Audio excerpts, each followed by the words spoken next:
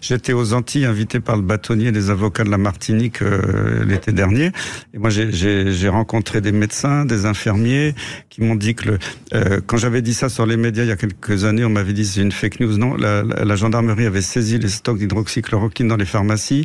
Ils ont empêché les bouteilles d'oxygène de sortir du site d'Air Liquide et Popopa qui est d'oxygène pour les patients. Et heureusement, il y avait un réseau clandestin de médecins, de pharmaciens, d'infirmiers qui avaient planqué des boîtes d'hydroxychloroquine, qui avaient planqué des bouteilles d'oxygène et qui soignaient à domicile parce qu'ils savaient quand les patients allaient à l'hôpital, ils revenaient pas vivants.